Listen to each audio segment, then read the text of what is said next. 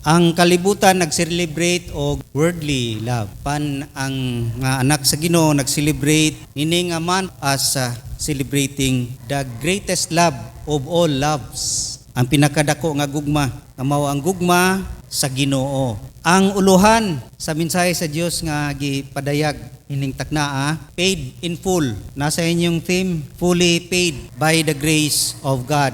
Ang text Colossians 2:3-14. Ingon diha, when you were dead in your sins and the uncircumcision of your sinful nature, God made you alive with Christ. He forgave us all our sins, having canceled the written code with its regulations that was against us and that stood opposed to us. He took it away, nailing it to the cross, and having disarmed the powers and authorities, He made a public spectacle of them, triumphing over them by the cross. Ang kaluwasan, gipicture kini og financial accounting kay paid. Pag ingog paid, kwarta gina ang gipasabot. Fully paid na ba mo sa inyo hang mga utang sa inyong eskwelahan? O na. Ang una, tanaw nato ang reality sa atong utang. Nagiday tayo utang nga kinahanglan bayran. The debt we owe, ang utang nga atong nahimo. Ingon diha sa Romans 6:23, for the wages of sin is death, but the gift of God is eternal life in Christ Jesus. Death, unsa kini nga death? Physical, spiritual, eternal. This is spiritual death, separated from God and destined to hell. Naseparate sa Ginoo og paingon ta sa impierno. Sa accounting pa, spiritual bankruptcy. No, sa negosyo, ma-bankrupt gani, maundang ang negosyo. Maupod na sa atoa spiritual bankruptcy, na bankrupt ta spiritually. Unya kita ingon sa Ephesians 2:3 nga we are object of wrath. Kita target na sa kapungot sa Ginoo. Paingon kita tanan sa impierno. Kinsay naghatag ana kanato nga mao na ang atong sentensya? The demand of the law. Ang balaod ana, kung way balaod God, way mo charge sa tuwa. Mo nang kung makasala ka, kinsay mo charge sa imo ha? Di bang hukmanan? Maingon sa imo ha, guilty ka of murder. Nakapatay ka. Kay naman sa balaod. Mapud na sa tuwa, kung may balaod, way mo charge. Pero kay na may balaod, nag-charge ka nato nga we are guilty of sin. Nakasala kita, ang tanan nakasala, ingon diya sa Romans 3:23. Nahilayo sa Dios, unya ang bayad niya na mao ang kamatayon. Mo nang naaylo makahibaw ta unsa kadako atong sala. Kung way balaod, way sentensya. Di ta kahibaw unsa kadako ang atong sala. Og sa atong pagtan-aw sa balaod nakita nato nga dako gid kay atong sala. Kay ngano? Di man ta kabayad. We owe a debt we cannot pay. Di ta kabayad diha na. Ingon diha sa atong first part sa atong text sa 13, you were dead in your sins. Patay ka sa imong sala. Ang patay ba makahimo og bayad? Makabayad ba ang patay? Dili. Patay naman siya. Death, wala na siya capacity nga makabayad. Mapun na sa tuwa, di ta kabayad. Why sa tuwa makabayad? No amount of morality. Bisag mo kag magmaayong buhat ka. No religion. Bisag unsaon ni magpaningkamot, we cannot pay. Di kita, we cannot pay niya na nga utang. Kay dako kay da spiritual debt na, way makabayad niya na, di ta kabayad. Mo nang kung may balaod, di ta kay baloon sa day kadako ang atong utang, di ta kabayad kung atong tanaon gyud. Kay patay ta, way patay makabayad. Then kinahanglan ta og naay mulukat nato, di ba? Pag mapriso ka, makagawas ba ka dito ikaw lang? Dili, kinahanglan ta nay mulukat sa tuwa, manawag ta sa atong mamag papa, di ba? We need somebody. Mao na ang gibuhat karon sa Ginoo. Giredeem kita, gilukat. Mo nang there is redemption in Christ. Si Jesus ang naglukat nato. Giunsa kini ni Kristo paglukat ka nato. Ingon diha sa atong text sa 14, having canceled the written code with its regulation that was against us and that stood opposed to us, He took it away, nailing it to the cross. Dito sa cross. So tanaw na to karon unsa the cost of redemption. Unsa kamahal na ang gibayad sa atoa para masayod ta, unsa gid kadako ang gihatag sa Ginoo kanato. Ingon diya sa 1 Corinthians 6:19-20, do you not know that your body is a temple of the Holy Spirit who is in you, whom you have received from God? You are not your own. You were bought at a price. Therefore honor God with your body. You were bought with a price. Gipalit kita sa usa ka presyo. Naagday presyo sa paglukat niya. Kung nagpatahi mo og pantalon, di ba? Patahi mo og uniform, pilay lukat. Nagilukat. Giredeem ta ni Kristo, pinaagi sa pagbayad. Gilukat kita. Unsay gilukat niya? Giunsa? Unsay gibayad? Ingon diha sa 1 Peter 1:18-19, for you know that it was not with perishable thing such as silver or gold you were redeemed from the empty way of life handed down to you from your forefathers, but with the precious blood of Christ, a lamb without blemish or defect. So lukat na ita, dili kwarta ang gigamit, dili silver or gold, kay walay amount of gold or silver nga makalukat niya na. Gilukat kita, pinagi sa ingon diha, precious blood of Christ. Gilukat kita, dugo. Ang gilukat didto. Unsa kini pagkahitabua, nga dugo may gilukat didto. Diha ay siyang pagpakamatay sa cross. His blood shed on the cross. Mao nay payment sa atong utang. Nay demand sa law, adto tag impierno, gi-charge ta sa balaod, way makahimo paglukat niya na. Pinaagi lang gayud sa dugo ni Jesus. Gilukat kita by the precious blood of the Lord Jesus Christ shed on the cross. Mo nang kaluwasan libre, pero kang Kristo, it cost Him everything. Tanan, gihatag mo niya ang kinabuhi, tanan dugo, iyang giula sa cross. Limang ka nagbitay siya, gikan alas 9 hantod alas 3 sa hapon. Nahurot iyang dugo ug awas, tanan dugo, tubig ni Jesus, singot ug dugo, hurot sa iyaha. Mo nang ang cost sa atong pagbayad, suffering ug separation niya sa Father. Munang niingon gid siya sa Matthew 27:46, my God, why have you forsaken me? Anong gibiyaan? Mutalikod gyud kay di kaatubang ang Dios Amahan sa sala. Munang you are so close to someone, masiparate ka, piting sakita. Munang diha sa cross, naangkon ni Jesus ang suffering sa lawas, physical, kay katong samad, langsang, tunok, gihang siya, nagtinga. Sakit na, emotional agony. Malayo ka sa imong mahal sa kinabuhi, sa Father. Emotional na, spiritual anguish. Samot na kay siya karon. Walay sala ha, walay sala, inosente. Karon sa ihatan na ng sala. Spiritually, naa siya sa pagbangutan. Emotionally, bisag siya way sala, ginakantsawan diha sa cross. Kung Kristo ka, naog diha. Kung gamahanan ka, gamita imong gahom. Ulaw kayo. So tanan kasakit ni Jesus na diha sa cross. Simbolo lang ang dugo nga ang pain and suffering na tagamtaman ni Jesus na munay bayad nga ni kanato sa atong dako kayang utang nga mao ang sala nga mabayaran kini. Siya nagpay sa utang nga dili siya ang nakahimo, di siya ang nangutang kita. Sinless substitute siya sa atong sala. Mo nang cost sa redemption. Unsa kadako? Dako gid kayo kay iyang kinabuhi mismo nahatag diha. Grabe kadako. Unya makita nato diha nga ang cross mo'y resibo. Accounting kita no kay nagamit kitag utang, bayad, resibo. Ang cross karon ang resibo. Nganong gitawag man to nga ang cross ang resibo? Kay siya ang nagpamatuod nga fully paid ka. Fully paid ang demand sa balaod, satisfied. Ang demand sa impierno, di naka-claim, fully paid. Fully paid ka. Muna'y resibo. Kung sa may ipakita na to nga fully paid ta, resibo. O, way lalis na. Way makakaso sa imuha. Kay na ay resibo mo na importante kay ang resibo. Diha sa kinabuhi nato sa kaluwasan ang cross mo ay resibo. Kay siya nagpapatuod na kita, fully paid. Kita na bayaran na gyud tanan. No balance, no interest. Nailon, dagang kay interest. Kini fully gyud na met ang demand sa law, fully met ang demand sa impierno, completeness. Muna ingon diha, the completeness of the sacrifice. Kaniadto na ay solusyon sa sala, pero dili siya complete. Gitawag siya nga limit sa sacrifice. Kay sa una god, ang sala pwede ra maghalad ka og karniro nga way tatsa, ihalad sunugon, pasaylo daw imong sala. Pero actually wala gid mawala, na-cover lang na. The blood of the lamb maoy nag-cover niya na animal blood. Bunang sa una makasala ang tao, wala pa si Jesus, animal blood. Karon na si Jesus, kang Jesus na nga blood, dili na sa animal nga blood. Mo nang ang animal blood dili complete, ang blood ni Jesus complete, makawala gid sa sala, maka-cancel gyud. Kay ang iya halang blood mo'y maka-cancel sa atong sala nga fully paid na.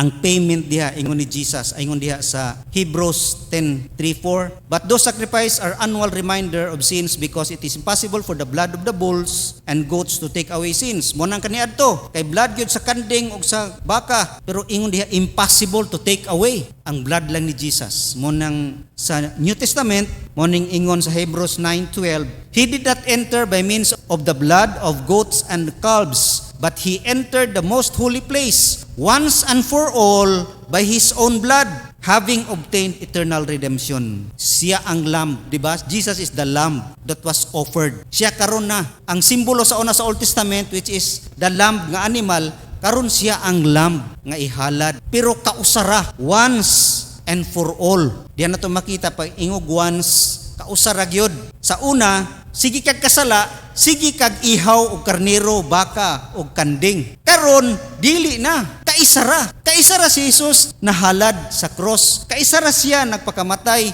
no more sacrifice. Mao nang karon wala na i-add nato sa atong kaluwasan. Naingon sa uban, dugangan nato maayong buhat. Dili lagi pwede kay sufficient na. Kausa lang, no more added, no wala na addition diha. No more sacrifice required, no repeated offering. Mo nang ayo pagdugang-dugangi, maghimo gani kag salvation nga dugangan nimo buhat, nag-add ka karon sa gibuhat ni Jesus diha sa cross. Kulang di ito. Di ito fully paid. Di ito siya sufficiente. That is not enough. Dili gid siya totally nga maka-remove sa sin kung ikaw magdugang-dugang sa kaluwasan. Munang once only, Christ already completed it. Nakumpleto na ni Kristo. Ang offering dili man to partial-partial. Kita magbayad og utang partial-partial. Kini complete na, no partial offering. Unang complete, not only complete but also final. Final gani mo na gini katapusan. Once and for all. Pag for all gani, hangtod na gyud na, forever na gyud na. Ingon sa Hebrews 10:14, because by one sacrifice He has made perfect forever those who are being made holy. Tanawa ha, katong iyahang gipang sacrifice na, nagsacrifice siya, perfect na to forever.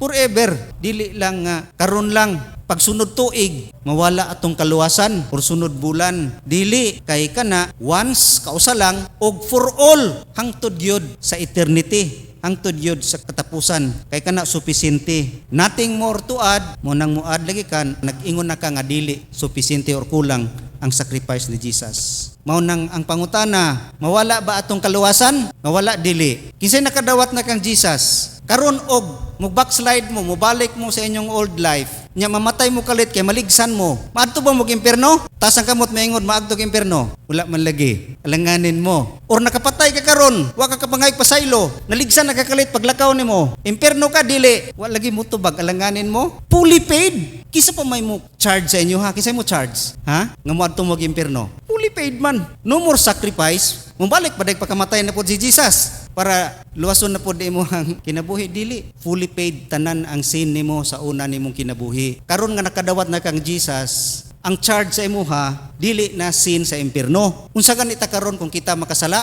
humagdawat to kang Jesus? Unsa ingon sa Hebrews 12, He punishes those He loves. Bunalan lang ta. Makasala ka karon di na ka madtong impierno kay bayad na ang impierno, di ba? Fully paid na to. Makasala ka karon, natay disiplina. Bunalan ta. Sa inyong amahan, pag makasala mo, mingon ba inyong amahan, di naka membros pamilya, lakaw diri? Mingon ba inyong papag mama? Dili, bunalan ka, aliri, bunalan ta ka. Mapun na karon. Kay paid naman ang impierno, wala may charge sa tuwa. Remember that. Kaya kung dili mo mutuan na, dili fully paid, di nato na ingon nga fully paid. Kulang pa day ang sacrifice ni Jesus sa cross. Dili sufficiente nga niingon na gid siya, it is finished, di ba? Tetelestai, John 19:30. Meaning humana ang work sa salvation. Wa na laing idugang, wa na kuhaon. Save na mo once and for all. Wala makasala mo karon, pagpabuna lang ta, no? Nay mga disiplina, nay mga consequences. Kay na paid na ang eternal consequences. Mag-suffer na lang ta og temporal consequences, which is mga problema kay nag-save na ka unya nagbinugoy gyapon ka, ay bubunalan ka mo nang save na mo unya nagsalig mo nga grasya, unya nagsalig mo nga love ang Ginoo, naa kay mga consequences. And remember, di nato kay na mapil na nato na later on ug magbasol gid ta. Magbasol kita nganong nahimo nimo na kay kinahanglan mo na siya aron mausab ka. Punishment ba sa atong ginikanan ang makasala bunalan ka? Dili. That is not punishment. That is to check us aron kita mausab nga dili na utruhon na o magkinabuhi na nga maayo. So mao kana ang ingon diha nga the cross as receipt. Mag-remind gani si Satanas sa inyo, nakasala ka, maimpierno gyapon ka, sa buhaton ninyo, pakita ang resibo. Unsa ang resibo? Ang cross paid in full. Ingna si Satanas, paid in full ang cross.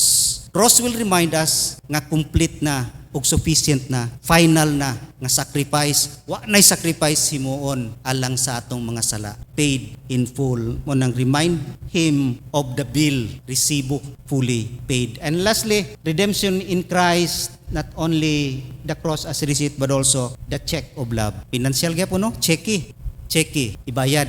Pagbayad nimo, tagang kag resibo, di ba? Oh, mo manay pamaagi. Kinsay nagsulat sa cheque? Love wrote the check. Siya ang sulat sa cheque, butang dito sa amount aron nabayaran imong sala. Ang gugma. Kinsay nagpatay kang Hesus? Mga sundalo ba? Pasangil lang ba nato mga sundalo nga nagpatay kang Hesus? Ha? Mga sundalo dili. Pasangil lang nato sila? Dili. Di man mamatay ang Ginoo, di man madakpan ang Ginoo. Pwede gani naon na kalit mga sundalo, mga matay sila tanan. Kamaran ng Ginoo. Kinsay nagpatay sa iyaha? Unsay hinungdan nganong nalansang sa cross? Ikaw, ako, di ba? Wa ta kasala, di man ang voluntaryo si Hesus og pagpakamatay sa cross para bayran imong sala. Kita ang hinungdan. Ikaw, wa ka kasala, wa man si bayran, wa man si pakamatyan. Ingana ang gibuhat sa Ginoo kanato. He wrote the check. Love. Gihugma kita niya pag-ayo. Grabe nga love. Pwede man unta ang Ginoo moingon, maghimo kog laing tao, pangawa mo dre. Maghimo kog tao kanang muubig gid sa kuwa ba kanang di kasala, mutuman gid ayon. Pwede, di ba? Ginoo man siya, gamhanan siya, makahimo sa satanan niya na. O nang a love that will never let us go. Pwede ko tani give up amoy mga hinungdan, gahi kay mog ulo, stiff-necked people, kapila ingnan nga ayaw, sige gihapon, kasakpasakit siyang kasing-kasing, always disobeying, naga-reject sa iyaha, sa iyang authority. Mo disobey ko ta sa Ginoo, nakaluko kay sa iyaha, nga murag mas maayo pata kay sa iyaha. Kay baluta sa atong ganahan, mas labaw na kay bawon sa imong desire kaysa imuhang kaugalingon. Malinglahan lang tao sahay tungod sa kining atong selfish human nature. Unang love paid it all. Love paid it all.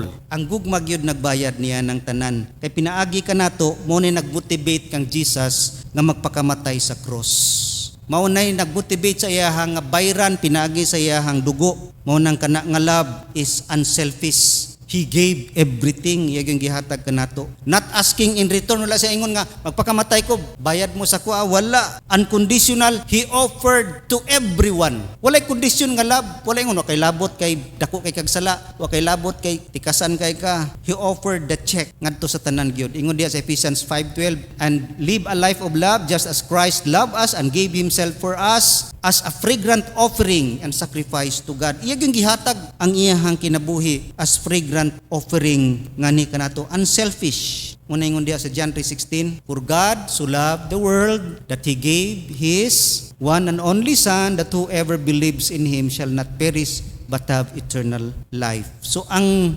gugma iya gyud gipadayag diha pinaagi sa pagluwas kanato o gi-offer na ang cheque, gi-offer sa tanan kisay mo receive sa cheque, naka-sign na ni Jesus Christ. Way gipili iyang gi-offeran sa cheque, say mo dawat ang ato ra gyud pagtuo, pagdawat, no? Pagdawat pinaagis pagtuo, whoever believes.